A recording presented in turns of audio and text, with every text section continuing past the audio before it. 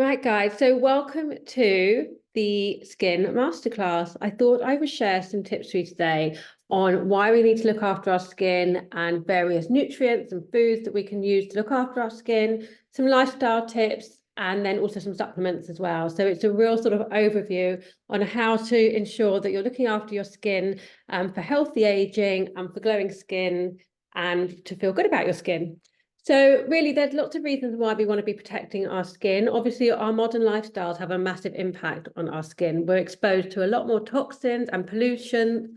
Also, our typical Western diet is really bad for our skin. It's full of inflammatory food, things like toxic fats and omega-6s and dairy, and also lots of chemicals, unfortunately, in our meat and even in our non-organic fruit and vegetables. So there is a lot of exposure to sort of inflammatory and toxins in our diet.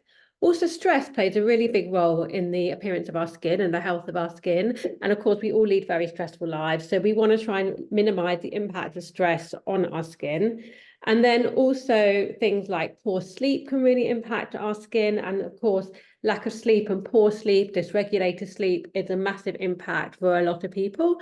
And exposure to white light. So, we're looking all the time at different screens and that's reflecting onto our skin and can cause damage to the skin. All the bright overhead lights that we put on in the home, all these different things can really impact the skin.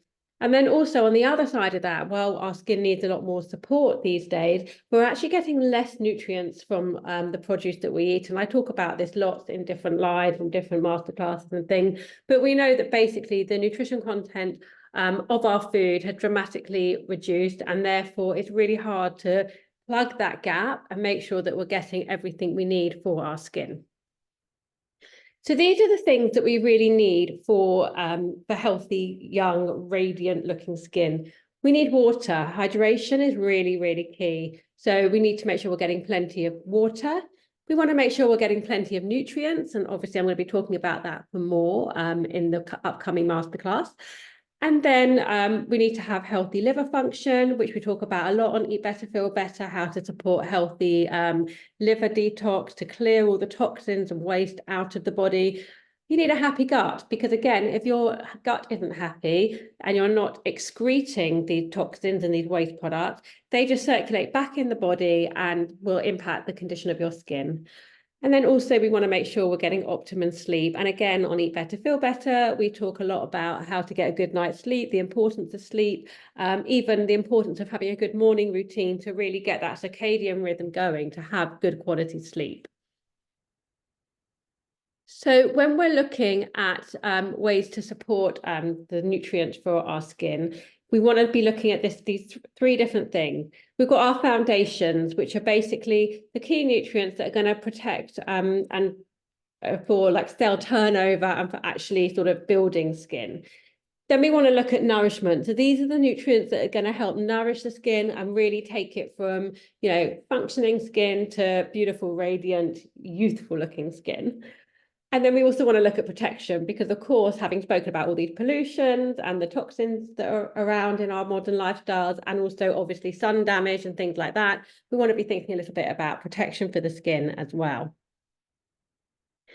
So for foundations on the skin, for nutrition and nutrients that we need for the skin. So with foundations, we're looking at the key nutrients that really help to make skin. So vitamin A is a really key skin nutrient. It's known as the skin vitamin, and it's key for cell renewal, which basically means for making normal skin cells and for making plenty of skin cells to keep the healthy skin regenerating.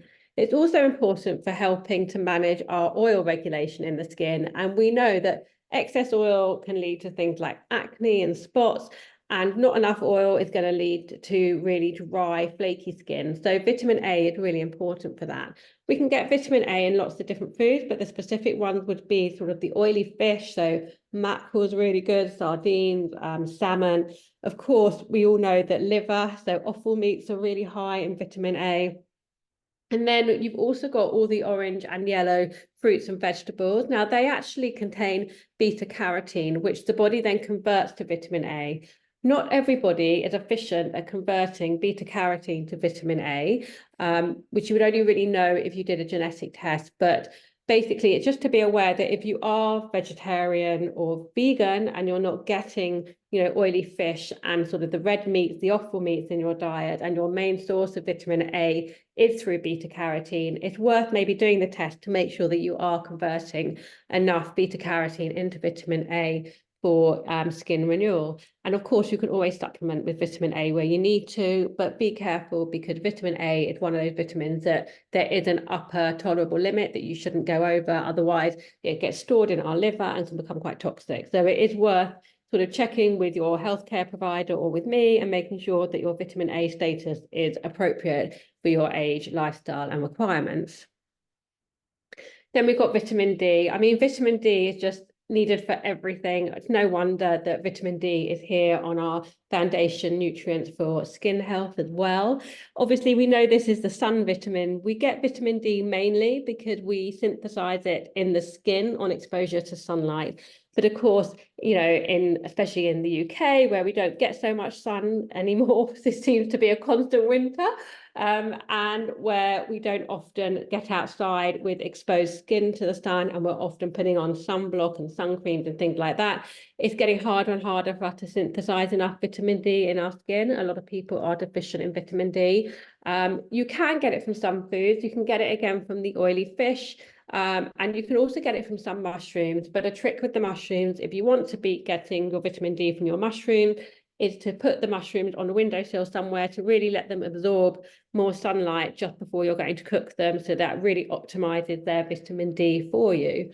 And then, of course, you can get foods that are fortified with vitamin D. Some yogurts and breads and things like that will have vitamin D added to it as well.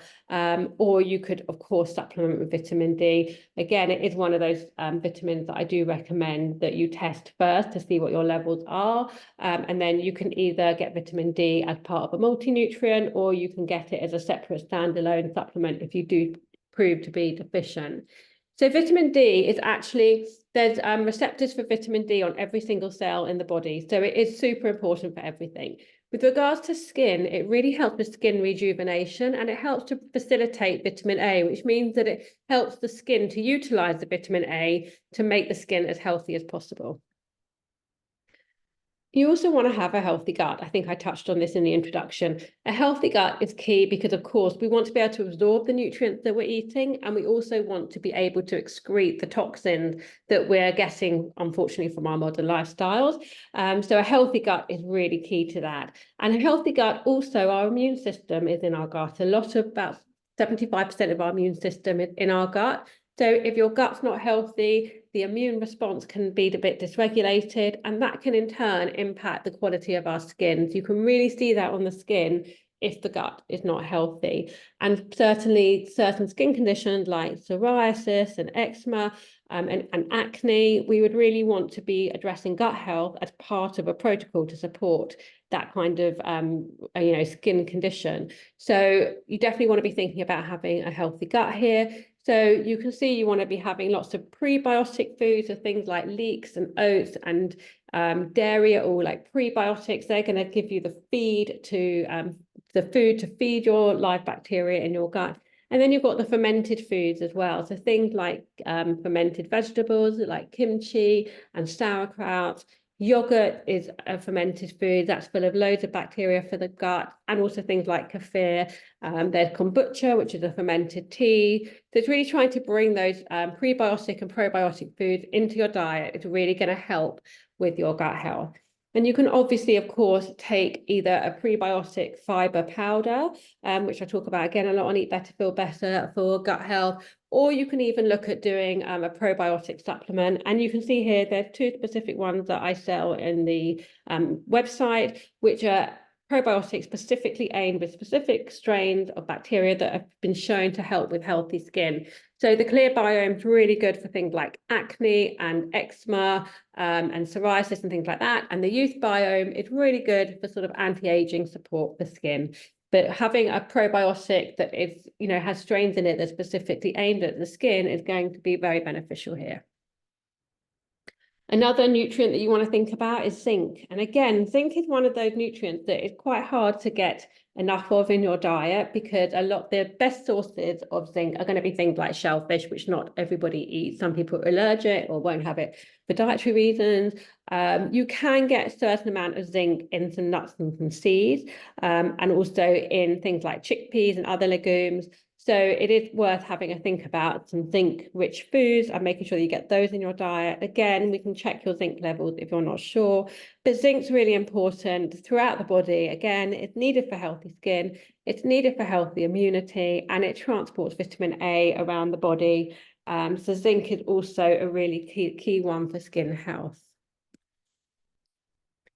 So then we all hear about things when we're buying our skincare products, things like ceramides and hyaluronic acid, which I'm going to touch on now. So these are obviously products that or compounds that have been used a lot recently on skincare products for us to apply topically to the skin. But we can also get these fats and these compounds from our diet. So ceramide is it's just a type of fat, and it helps to support the skin barrier. And what that means is that it then enables us to lock moisture into the skin, and it makes the skin look plumper and less wrinkly. So you could be putting that on your skin topically in a cream. If you wanted to get that from your diet, it's things like eggs and brown rice and sweet potatoes. So it's very easy to add these foods into our diet and really support our ceramide production from within. Another great compound that gets added to a lot of skincare products is hyaluronic acid. So hyaluronic acid is found inside the skin layers, and what it does is it actually holds an incredible amount of water. So when you're hydrating the skin, either through topically putting water on the skin when you're washing it, or when you're drinking water and you're hydrating from within, hyaluronic acid holds that water into the skin, and it really helps to fill up the space in between, and it plumps up and smooths out wrinkles, and it makes the skin look very youthful and fresh, and it also helps to protect it as well. So again, you can be getting this hyaluronic acid from lots of different food sources. A great one is bone broth, where you're getting sort of the compounds from the bones that are sort of dissolved in the broth liquid, and that's super, super nutritious. Nuts and seeds, again, will yield a little bit of hyaluronic acid, and also leafy greens. So having plenty of these foods in your diet is going to help you to sustain your own natural production of hyaluronic acid from within.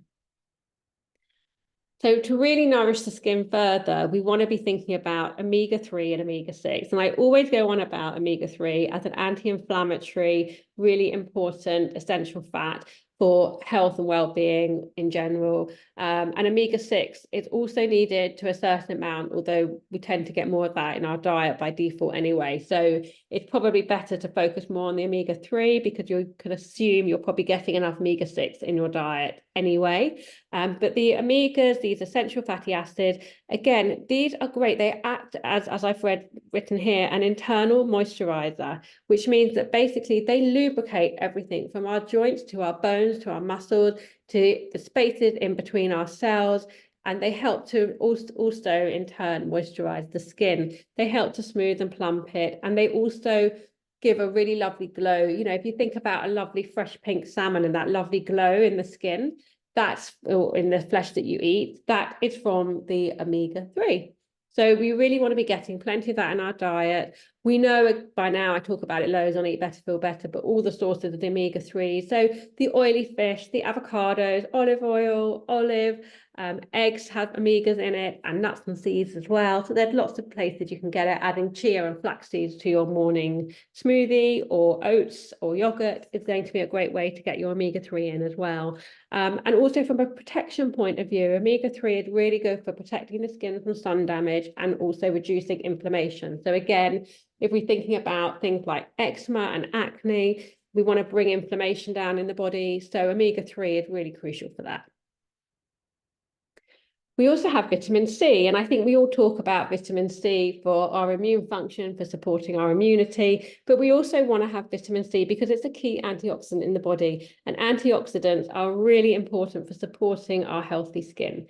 So we also use vitamin C to make collagen. And again, I talk about collagen a lot on Eat Better, Feel Better, one of my favorite supplements. It really does make a difference to the appearance and condition of skin, hair and nails. So if you want to be supporting your natural collagen formation, we want to be getting plenty of vitamin C and also A and zinc I've talked about earlier. They're all components of collagen. So you want to make sure you're getting a lot of vitamin C. Again, vitamin C gets included in a lot of skincare products now because it's been shown to help lighten and brighten the skin.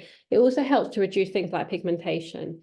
So I think most of you know by now, but vitamin C comes from all the lovely bright fruits and vegetables that we eat, particularly citrus fruits. So just getting a lovely wide variety of all the different fruits and vegetables will be beneficial and will be optimizing your vitamin C levels.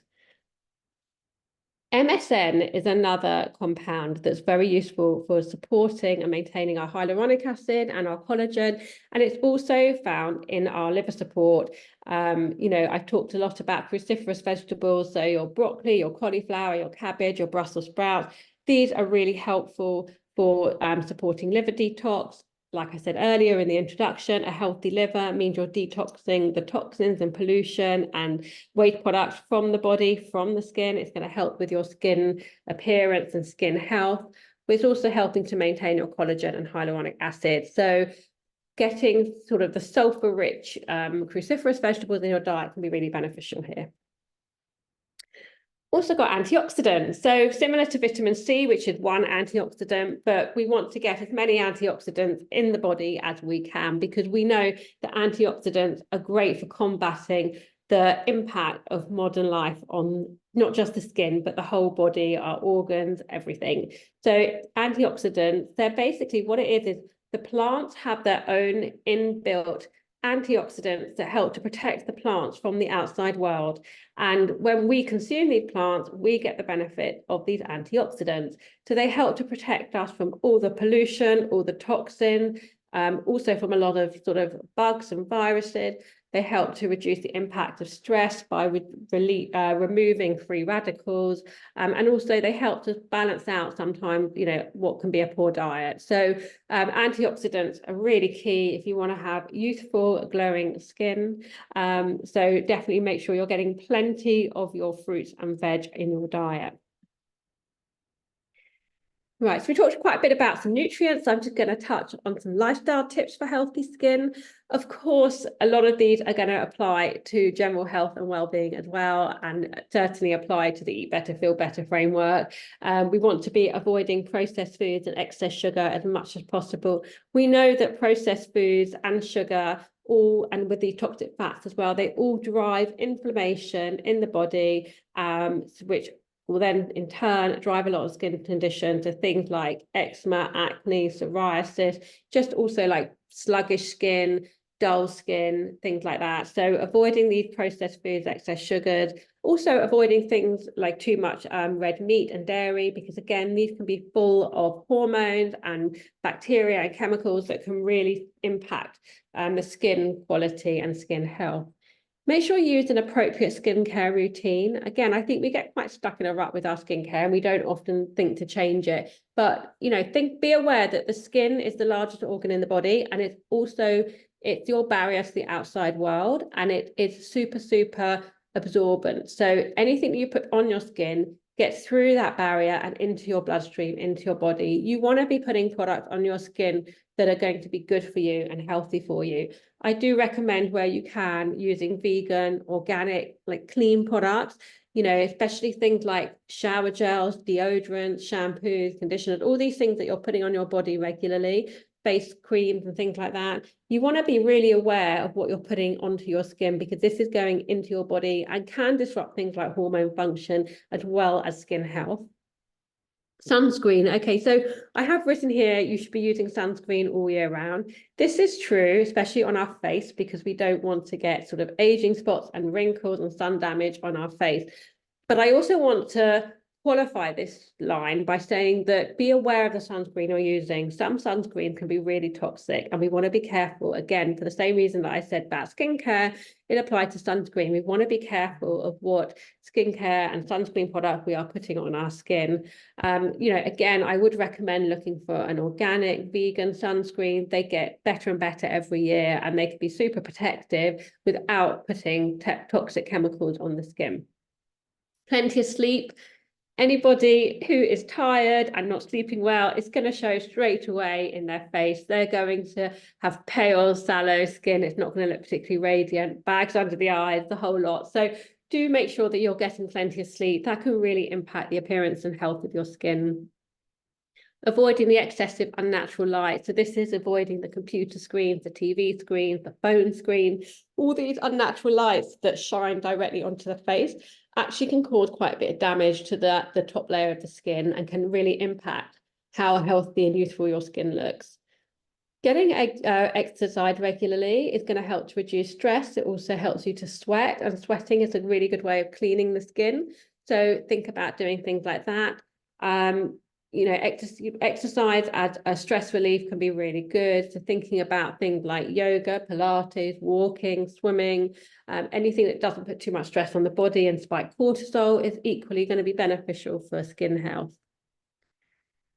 So just to add, really, I think I've touched on a lot of these conditions already, but of course, nutrition can be really impactful when we're looking at things like acne, psoriasis, eczema, and pigmentation issues as well. So just being aware of bringing all these nutrients that I've talked about into your diet and really optimizing your diet and your lifestyle can really help with the appearance and health of your skin. So I hope this little mini masterclass has been of interest. If it's generated any questions, then come and have a chat with me. Let me know what you think. And I will be sharing also some links to some of the supplement on the shop for skincare as well. And if you have any questions, of course, please send them my way. And I'll see you soon.